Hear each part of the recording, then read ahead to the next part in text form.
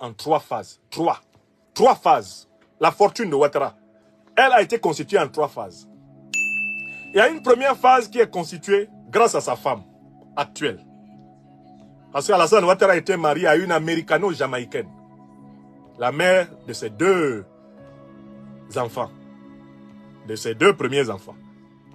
Une américano-jamaïcaine, d'accord?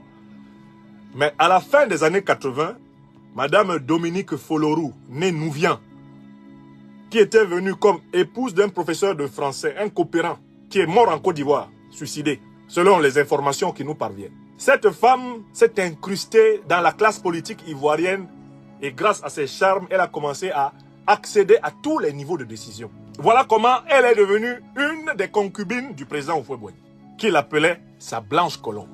Et voilà comment cette femme s'est mise à gérer le patrimoine immobilier de la famille Houphouët-Boigny, lequel patrimoine était en partie confondu avec celui de l'État de Côte d'Ivoire. Voilà d'où vient la fortune numéro 1 de Ouattara.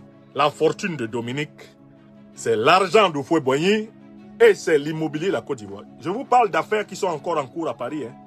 J'espère que vous savez que cette fortune est au cœur d'une succession d'affaires judiciaires infinies. Dominique Nouvian Folorou n'avait rien quand elle arrivait en Côte d'Ivoire.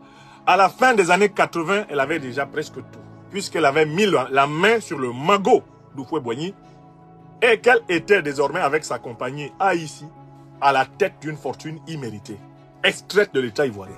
Je vous dis qu'il y a des affaires qui sont en cours au tribunal ici. Elle est poursuivie pour toutes ces affaires-là. Et c'est pour ça que depuis le temps que nous disons cela, il n'y a pas une plainte en diffamation. Parce que si vous faites une plainte en diffamation contre le docteur des preuves, vous serez donc obligé de justifier l'usage que vous avez fait de la fortune de la Côte d'Ivoire et de la fortune de Félix Houphouët-Boigny. Vous comprenez pourquoi ils ne portent pas plainte? Sinon, ils ont des avocats à Paris.